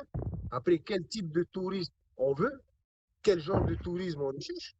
Moi, franchement, c'est vrai. si je prends toute la population du Canada, pourquoi ils viendraient chez moi? Parce que chez toi, il y a de la neige tout le temps, et ben chez moi, il fait chaud, tu vas voir, c'est cool, c'est tranquille, et en plus, tu peux fumer. Tu vois ce que je veux dire? Ah, ouais. Ouais, c'est un plus. C'est un plus. C'est pas un C'est argument. un plus. Ok, ouais. C'est un plus. C'est ça. C'est un plus. C'est un plus. Notre authenticité, nos Donc, paysages, notre décor, on fait quelque chose déjà d'authentique. Mais comme Tonton Aldo a dit, hein, c'est pas la mer et le soleil qui remplit mon frigidaire. Ça, c'est une réalité. Mais voilà, hein, vraiment. c'est un peu ça. Donc pour toi, la légalisation, l'aspect économique le plus important, c'est surtout l'exportation de ce qu'on produirait Ouais, et ouais, des plantes, quoi. ouais. Ce qu'on produirait en produit brut, c'est-à-dire à l'export à la demande d'un client qui est déjà un grand client, par exemple le Canada. Donc mais il faut aussi compter sur notre qualité de produit, c'est-à-dire qu'il ne faudra pas aller dans un programme de culture à grande échelle. Il faut favoriser les petites cultures justement pour avoir une meilleure qualité de produit, pour pouvoir justement répondre sur un marché à la demande internationale en se différenciant par la qualité du produit et également dans les produits dérivés, justement les huiles sublinguales et ainsi de suite. C'est ça qu'il faut miser, c'est sur l'export. Et justement, le cannabis est déjà un produit qui nécessite très très peu d'eau, qui est déjà écologique en lui-même. Donc après, tout se joue, l'effet carbone et tout. Le copain là en haut, lui, il a bien étudié la chose. Je le sens, je le vois arriver. Il a besoin qu'il revienne. On prépare ça, on prépare ça. Ouais, non, non. Ouais, non, non. Moi, j'ai un copain au Canada là-bas, il travaille à Aurora. Si tu veux, après le live, il faut que je te mette en contact avec lui direct. Ah, Parce avec que le mec, plaisir, c'est avec vrai que ça plaisir. les intéresse. Yes. Avec plaisir. Mais justement, j'avais une petite question. Est-ce que tu penses que c'est possible de légaliser le cannabis? Déjà, donc, la production serait 100% locale. Est-ce que tu penses que c'est possible de satisfaire le marché local et un marché international en même temps? Marché local, 100%, oui. Marché international, non. Non, je peux pas. Marché Ouais, international, c'est un peu trop ce. Mais par contre, il faut se différencier, comme je disais, par la qualité. ok, ouais, c'est ça. Produit, par exemple, notre vanille, c'est à nous. Hein, notre vin de Rangui, c'est à nous. Notre pelle de Tahiti, c'est à nous. Et bien, notre cannabis de Polynésie, c'est la même chose. À C'est un faire de label. la quantité, mais la qualité. Ouais. Faire un label, un AOC. Il faut aller jusque-là. Hein. Il faut vraiment protéger ça comme étant C'est vrai. Hein. voilà. Ok, très bien. On parlait de l'alcool tantôt. Il y a une question qu'on avait préparée justement à ce niveau-là. Est-ce que aujourd'hui tu peux dire que, enfin, même pas l'alcool, excuse-moi, mais des autres matières, des drogues dures, tu vois? Est-ce qu'aujourd'hui le cannabis en Polynésie, c'est une drogue passerelle? Est-ce Ok, ça, que quelqu'un qui on consomme du appelle en cannabis, fait, qui va être plus être tenté de... ouais. En Oui, fait, on appelle ça ce qu'ils appellent chez les scientifiques, c'est la théorie de l'escalade. Hein. C'est-à-dire, on commence par un produit pour arriver à un autre. Ça, c'est la théorie de ça. l'escalade. En fait, cette théorie, elle a déjà été démontée par les scientifiques de tout le monde entier. Aujourd'hui, avant, on disait, tu commences par l'alcool pour aller au cannabis. D'abord, c'est la cigarette, l'alcool et le cannabis. Et ensuite, du cannabis, tu peux aller sur d'autres drogues dures. Hein. Aujourd'hui, cette théorie, elle est complètement abandonnée. Il n'y a aucune relation d'effet, de cause à effet entre une personne qui consomme du cannabis qui plus tard consommera autre chose. Alors, pour répondre à cette question concrètement, qu'est-ce qu'on peut observer ici pour nous localement en Polynésie? On s'aperçoit que quoi? Aujourd'hui, beaucoup de jeunes ont consommé de l'ice sans avoir consommé de cannabis. Mais par contre, que beaucoup de consommateurs de cannabis d'aujourd'hui, qui ont 30 ans de consommation, ne consomment pas d'ice. Vous voyez ce que je veux dire en fait? L'un n'entraîne pas l'autre. C'est un effet de mode. L'effet de mode, en fait, il se suit avec justement la mode du moment. Pourquoi l'ice, elle a pris, elle a été justement adoptée facilement par la population ici, par nos jeunes notamment, parce que nous, ici en Polynésie, on aime fumer. On n'aime pas les drogues qui se prennent avec la piqûre, ou par le nez, ou par des cachets. D'accord? Ici, on a cet amour de fumer. La cigarette déjà, il faut voir. Ici, beaucoup aiment fumer la cigarette. Ensuite, fumer le paca. Et bien là, c'est une drogue qui se fume. Rien que de voir justement, c'est de la fumée qui s'avale. Et c'est pour ça qu'ici, elle a trouvé un succès immédiat. D'accord? Elle a trouvé un succès immédiat. Mais par contre, aujourd'hui, elle fait l'objet On se focalise beaucoup sur ça, et il le faut d'ailleurs. Mais pour moi, c'est un faux combat. Parce qu'aujourd'hui, réellement, et ça, moi, j'ai posé la question, hein, il faudra regarder les dégâts réels sur la santé publique ici en Polynésie. L'ice est tout en bas, tout dernier, les amis. Le premier tout en haut, ben, c'est l'alcool. Et ensuite, il y a le sucre. Et ensuite, il y a la cigarette, le tabac. OK? En fait, tout en haut, tu as la malnutrition, en fait. C'est ça qu'il y a tout en haut. Mais les cas de Malnutrition, ouais. On est consommateurs un des d'ice, pays les plus obèses. donc, en fait, la relation de cause à effet entre consommer du cannabis et ensuite vous allez consommer de l'ice, c'est complètement faux. C'est complètement non avéré. D'accord? Par contre, aujourd'hui, la politique de lutte contre l'ice, moi je le dénonce, c'est une politique pauvre. Et justement, tous les moyens que l'on met en œuvre contre la lutte pour le cannabis devraient être mis uniquement pour l'ice. On devrait arrêter justement la guerre du cannabis. Ma question a la réponse à ça. C'est tout ça. Il n'y a pas d'effet, justement, escalade, mon ami. Tu vois? Il n'y a pas d'effet, il n'y a pas de lien. Il n'y a pas de lien.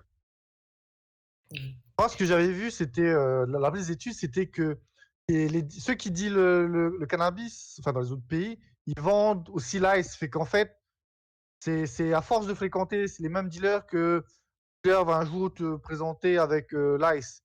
Tu vois. Et en fait, la légalisation, ça permettra justement d'enlever ce dealer et de pouvoir juste acheter du cannabis dans un endroit safe, quoi.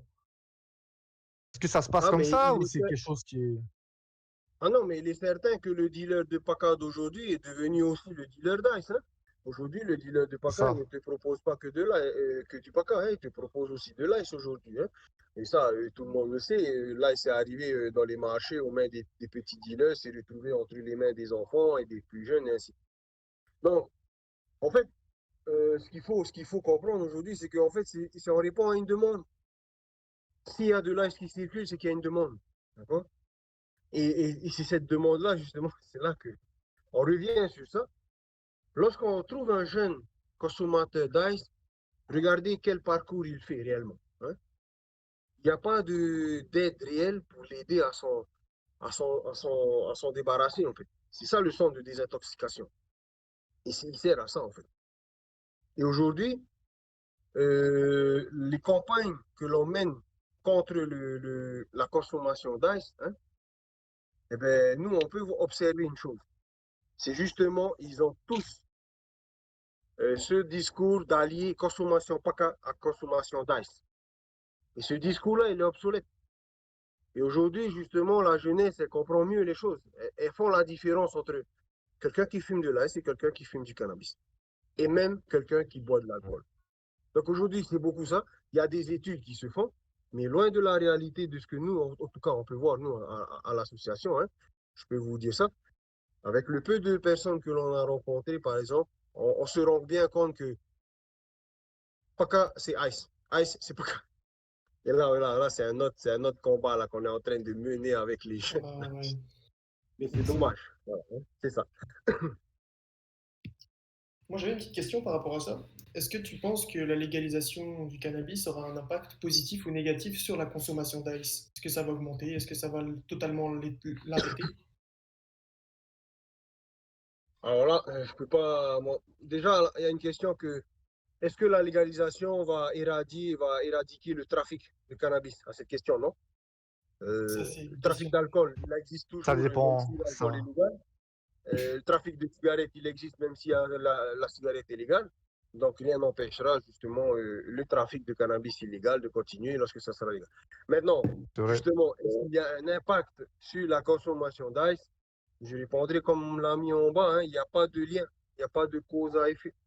Par contre, il va peut-être y avoir une volonté chez certaines personnes qui vivent de ça, ben justement, qui n'ont que ça comme mode de vie à se pencher vers autre chose, justement, pour essayer de satisfaire son mode de vie, hein, sa vie de tous les jours. Hein. On a peut-être ce risque-là, ça c'est sûr. Mais voilà, les lois sont là, la police est là, les juges sont là, chacun fait son travail. Et comme ça, on évitera hein, tous ces problèmes. Donc, mais justement, c'est bien que tu parles de ça, même des gens qui dépendent justement de. Il y en a beaucoup qui dépendent malheureusement du deal et que bah, c'est leur seul revenu pour vivre, pour vivre. Et justement, Eux et leur ouais, famille. combien de personnes est-ce que tu penses vivent justement de la vente de cannabis actuellement? Alors, si on parle de personnes qui vivent directement que de ça, c'est-à-dire que de ça uniquement, Mhm. moi je dirais on est aux alentours de 10% seulement. D'accord? Les autres, c'est des à côté en fait, pour arrondir les carrés, on va dire. Parce Ok. que tout le monde a tous un emploi en fait. Tout le monde a déjà Et un emploi, en fait, une vie installée et tout. C'est pas forcément quelqu'un qui vit que de ça. Hein. Par contre, on peut trouver des regroupements. Ben, en fait, ils ont déjà compris, les planteurs ici, qu'il fallait faire des coopératives et travailler. Les îles sont les greniers, justement, ça, de cette consommation, puisque la consommation, elle se concentre ici à Tahiti et pas dans les îles. Et pour répondre justement à cette demande qui est tous les jours de plus en plus grande, hein, ici à Tahiti, hein, je parle bien de Tahiti hein, uniquement, hein, c'est vraiment ici ça se concentre la consommation. Et là, on se rend compte que les îles sont le grenier. Sont le grenier de cette consommation, c'est eux qui fournissent. Et ça, on en est bien conscient. Et là, ça nourrit, et là, franchement, ça nourrit pas qu'une famille, mais ça nourrit l'île entière. Et là, c'est là où là, combien de personnes ça touche réellement? Et bien, justement, ça peut toucher toute une île. Ouais, Ok. l'impact peut être aussi grand. Hein. Pas seulement, pas seulement pour quelques personnes. Mais c'est vraiment des réseaux de familles qui se sont créés d'île en île, de personne en personne. Justement, c'est devenu, comment on dit, voilà, le soutien hein, à côté. Et puis, maintenant, nous, on dit que s'il faut jouer le jeu, il faut que tout le monde joue le jeu. Ça aura, ça aura un impact, c'est sûr, hein, mais ça n'aura pas d'impact, par exemple, euh, sur leur vie de tous les jours. Hein. Ils pourront continuer à faire ce qu'ils font. Mais par contre, dans la chaîne actuelle, c'est-à-dire qu'il y a le planteur, le vendeur et le consommateur, ils sont que trois dans la chaîne. Donc, ils se partagent le gain en trois. La part du gâteau est Ouais. partagée en trois personnes. À c'est la légal s'il y a légalisation, plus de personnes. c'est pas ce qui va se passer. Il y aura le producteur, le contrôle de la production, la distribution, le contrôle, ainsi de suite. Toute la chaîne. Cela ne fera pas un produit moins cher que ce qu'ils sont en train de faire actuellement. D'accord? Par contre, pour le consommateur qui est en face, c'est lui qui il est beaucoup plus, justement, il sait ce qui est fait. C'est la sécurité pour Ouais. le consommateur de son procurer. Voilà un peu, L'argent est mieux distribué voilà, aussi. c'est ça, c'est L'argent ça, est mieux distribué entre plusieurs personnes que seulement deux ou trois.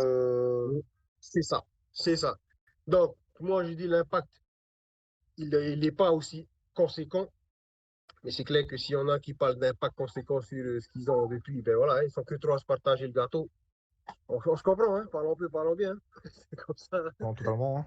C'est ça. Ouais. Donc, en fait, dans un système de légalisation, la chaîne elle sera beaucoup plus longue. Et bien, la répartition des richesses elle sera beaucoup plus équitable. Et c'est ce qu'on veut arriver à faire. C'est ça le principe de la légalisation. Ok. Ouais, donc au final, en légalisant et en créant la totalité des emplois que ça pourrait créer, on est clairement capable de sortir beaucoup de gens du deal et de faire en sorte qu'ils aient un revenu fixe légal, toujours lié. En plus, ça peut toujours être lié justement au domaine du cannabis, quoi. Exactement. Donc, en fait, il contribue à l'aspect social, la sécurité sociale, la CPS, il contribue à l'économie du pays légalement, au lieu d'aller en Ok. prison, au lieu de se faire saisir tous ses biens lorsqu'on l'attrape. Voilà. Après, il y a différentes formes de licences qu'on a voulu mettre en place, justement. Des licences individuelles pour justement favoriser la qualité et des licences communales avec des coopératives pour chaque commune et pour chaque île, justement. Et des licences de grande culture, c'est-à-dire s'il y a des pays comme le Canada qui nous demandent à avoir une quantité énorme, eh bien ça, il faut donner à des sociétés ou des personnes qui ont des moyens de répondre à cette demande. Hein. Il nous faut des hectares de terrain, il nous faut des moyens, il nous faut justement suivre un cahier des charges qui nous sera imposé par le client, ce genre de choses. Mais dans tout état, dans toutes les licences, et vraiment, il y a du pain à manger pour tout le monde. Il y a une réelle, il y a un réel potentiel au-delà du thérapeutique et aussi économique que tout le monde pourra en profiter en fait. C'est juste une question de volonté politique, c'est ça. Exactement. Puis on touche aussi même, on peut venir sur ce point, de la diminution au final de la délinquance. Peut-être qu'il y aura beaucoup moins de jeunes qui toucheront à ça, quoi. Et Tout à que ça fait, hein, sera tout plus à fait. accessible. En fait, de la légalisation, ça va permettre justement aussi d'aller faire de la prévention au sein des lycées, au sein des écoles et de parler du cannabis différemment, puisqu'aujourd'hui, les seuls habilités à faire de la prévention dans les écoles, c'est des gendarmes ou des policiers, donc l'uniforme. Et l'uniforme, ben, dès qu'on voit un uniforme, ça n'inspire pas souvent et toujours la sécurité. Hein. Ça inspire souvent la prison. Et il y a des enfants qui savent pertinemment que leur papa et que leurs parents cultivent à la maison. On leur a déjà appris à 3 ans, il y en a, ils savent c'est quoi le cannabis. Donc, du coup, ils voient un gendarme, ils voient un policier, on leur a déjà appris que. Hein, donc, voilà, il faut réadapter justement tout. Et c'est ça la légalisation, c'est de tout refaire, tout un système qui a été mis en place depuis 40 ans. Et justement, on nous demande aujourd'hui de changer, de, de, de, de tout refaire, tout ça. Wow, c'est un gros boulot, quoi. C'est trop énorme. On n'a pas le temps, hein. Il faut avancer. Et puis voilà, le monde avance. Nous, on est encore à la réflexion. Ok, très bien. Est-ce que tu as une petite question, Dylan, ou... Bah, moi, je voulais savoir, ça serait quoi pour toi le plan de légalisation idéal? Genre, si le lendemain, demain, on te dit, OK, c'est légalisé, et toi, Karl, tu vas être responsable de mettre en place tout le mécanisme de légalisation sur l'île et tout, ça serait Ben, quoi ça, pour c'est toi déjà quelque temps. chose qui... Oui. Alors moi, ben, je m'inspire beaucoup du modèle du Colorado. Hein. Donc, mais comme je dis, hein, là, les dernières années, je me suis beaucoup inspiré de ce programme-là. Et d'ailleurs, avec le CIC en France, le Centre d'information et de recherche cannabique, qui soutiennent aussi cette idée-là. Et le Colorado a mis en place qui est carrément, franchement, on n'a pas besoin de prendre à l'identique exactement, il va recopier-coller ici, hein, mais ça passe par des dispensaires. Donc, en fait, comme un peu des endroits semi-pharmacie, hein, on va dire, pour essayer de s'en procurer légalement. Hein. Après, l'aspect thérapeutique, mon premier programme, c'est de répondre justement à l'attente locale dans l'aspect thérapeutique. Et c'est dans ce domaine-là que j'aimerais justement développer la recherche avec le Nuna ici, avec nos produits, pour plus tard justement prétendre à l'export de ces produits médicaux à l'international. Voilà mon schéma hein, à l'heure actuelle. Hein. Après, schéma international, il y a plein ici qui me disent, ouais, ils ont des idées, ils ont tout ce qu'il faut. Hein. Moi, il y a beaucoup qui ont de la réflexion sur le sujet. Et je suis content aujourd'hui que beaucoup s'approchent de moi. Tu vois. Je connais pas tout. Hein. Je suis passionné du sujet, mais il me manque, et j'apprends tous les jours de toute façon. Tous les jours, et on a besoin justement d'apprendre, on a besoin de beaucoup de personnes pour s'approcher. Et moi, ce qu'il faudrait, c'est un plan et un programme qui soit adapté, qui soit à la demande de nos attentes tous, hein, pas uniquement de l'association Tahiti Culture. Moi, j'ai mon idée dans la tête. Mon idée, si vous voulez, ben, allez voir le modèle du Colorado. C'est en forme de dispensaire. Ça marche très, très bien. Et aujourd'hui, ben, il dégage des bénéfices énormes, énormes, qui réinjectent justement dans la vie sociale de la commune, de la ville, du pays, en construisant ben, justement des bibliothèques, des centres d'aide pour les jeunes. Et pour, voilà, moi, je n'ai pas d'autres moyens encore, j'ai pas d'autres exemples encore plus parlants hein, que celui-là, à l'heure actuelle. Oui. Ouais, c'est vrai, c'est littéralement le schéma idéal et c'est littéralement comme ça que ça devrait se passer. On a une question Ça, au Canada, intéressante. on a un schéma différent. Ah, Ouais, vas-y, pose la question du chat. ouais, C'était c'était juste qu'il y avait quand même une différence parce que le Colorado, on dit ils ont fait les dispensaires. Genre, c'est un peu comme n'importe qui fait. C'est très libre au niveau des productions. Alors qu'ici au Canada, c'est beaucoup. Tu as seulement les magasins qui sont ouverts par le gouvernement. Et les C'est seules ça. licences que tu peux acheter, c'est la licence de vendre ton produit à dans l'établissement du gouvernement. Mais tu ne peux pas posséder tu ne peux pas Un shop. posséder un établissement qui vend de la weed. C'est ça, tu ne peux pas posséder. C'est pas, C'est une autre façon de faire un peu plus c'est un stricte. peu, c'est ça, c'est exactement ça. C'est exactement ça. Et c'est ça, c'est pour ça qu'un contrôle trop strict par le gouvernement, mais bon, si on a un bon arbitre au milieu, et ça m'étonnerait justement qu'il veuille que justement la société civile intègre leur programme. Bon, je sais pas, peut-être je me trompe, hein, apparemment ça change et peut-être que nous, on va vraiment intégrer. Mais voilà, c'est exactement ce que tu dis là. Ce qui se passe au Canada, c'est ce que j'aimerais éviter ici, quoi. Ah, c'est Tu vois, ça, tu j'aimerais voudrais pas éviter que. ça. Voilà. Et- Ah, complètement, complètement. J'aimerais pas que ça se retrouve là-bas, bon, hein, dans des trucs fonctionnels du pays, et ainsi de suite. On sait très bien. Et non, non. Moi, je suis pas pour, je vais pas le cacher. Et de toute façon, ils le savent. Ils sont parfaitement au courant de tout ça, hein. Mais par contre, pour ce qui est du contrôle, pour ce qui est de l'accompagnement, pour de l'encadrement, il n'y a pas de souci. Moi, je travaille avec les gouvernements, ça, il n'y a pas de souci, hein.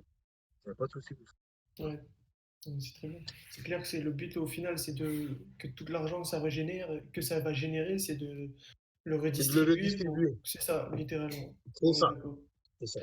C'est ça. Mais d'ailleurs, on a une Il très faut bonne que question. l'argent tourne pour que Ouais. l'argent arrive. Si on a, ici, ils n'ont pas compris ça du tout, quoi, hein. Donc, je ne sais pas Ouais. comment essayer de faire bouger un peu là, mais voilà. C'est exactement ça. Et d'ailleurs, on a une question dans le chat, Karl. Comment est-ce que les gens peuvent contribuer à ta cause aujourd'hui? S'il y a des gens qui veulent t'aider, te suivre dans ton assaut, comment est-ce qu'ils peuvent contribuer à ta cause? Ah, merci bien, hein. Bon, à l'heure actuelle, ben, c'est pas des adhésions à l'association, ce qui nous-mêmes, mais bon, aujourd'hui, nous-mêmes, l'association, on est privé de compte en banque. C'est-à-dire qu'on ne peut pas avoir. Mais c'est en discussion à l'heure actuelle d'aujourd'hui. Et moi, ma contribution, c'est de nous envoyer votre soutien. Je pas l'habitude de. Je sais pas, en fait, nous, on le fait vraiment avec ce qu'on peut, le peu de moyens qu'on fait, hein, que l'on apporte. Et je pense que si vous êtes au Canada, la meilleure façon, franchement, changer de filière, aller dans le cannabis et revenir au pays, parce que vous allez nous aider. Franchement, c'est comme ça que tu peux aider à l'association et d'arriver au but final. Franchement, c'est ça. Moi, j'aimerais vraiment créer une école du cannabis et justement voir. Il y a des jeunes, beaucoup de jeunes au Canada, justement, qui nous contactent. Et moi, ça me. Tout tôt, les gamins, franchement, ouais, on a besoin de vous demain ici au pays. On a carrément besoin de ça. Il y a des tels qui sont là. Et voilà comment vous pouvez nous aider à l'association. Des fois, ben, si vous pensez que vous pouvez amener une contribution dans le sens où quand vous faites des études, ça, emmenez-nous vos contributions. Pas de souci, nous, on partage et on prend, hein. Et ben, tu vois, comme ça, quand on nous appelle, bah, Roulou Dylan, hein, en tout cas, ça fait encore plaisir. Merci en tout cas, Marolo à toi, moi, Karl, hein. carrément là. Yes. Voilà. Merci à toi de nous donner tous ces infos. C'est bien d'avoir ça en une seule conversation pour que tout le monde puisse être au courant de la situation actuelle et peut-être changer leur vision sur le cannabis. Il y a sûrement peut-être des personnes qui sont plus âgées, qui ont toujours cette vision que les médias nous ont donnée depuis des années. Cannabis, c'est mauvais et tout. Et peut-être qu'à travers ce podcast, ils vont peut-être trouver des réponses à des questions, quoi. C'est Et merci à exactement toi ça. d'y contribuer, en fait. Euh, Pas de souci. Merci à toi, Ethan, merci à vous. En tout cas, ça fait plaisir. J'espère en tout cas que ça a aidé ceux qui nous regardent et ceux qui ont suivi le débat d'aujourd'hui. Et ça m'a fait plaisir en tout cas. Et puis je vous attends ici au pays pour que c'est vous les futurs chefs d'entreprise du pays, tu vois, et que monter notre label et voilà, vendre notre cannabis de Tahiti, de Polynésie, de toutes les îles. Voilà mon rêve. Je rêve ça. On travaille fort dessus, là, t'inquiète. On est sur le coup, Karl. On C'est se ça. tient. C'est On bon se- pour nous, les amis? Parce que là, je dois emmener ma petite femme et Merci à mon toi, fils à Karl. la rivière. Ils C'est attendent parti. tellement depuis tout à l'heure. Ah, il n'y a pas de souci. Ah. On te libère, on te libère. On te libère, Karl. Merci à toi. Ben, Ok, merci non, beaucoup, Karl. Marolo. Merci beaucoup. Ouais, c'est ça. Merci, Karl.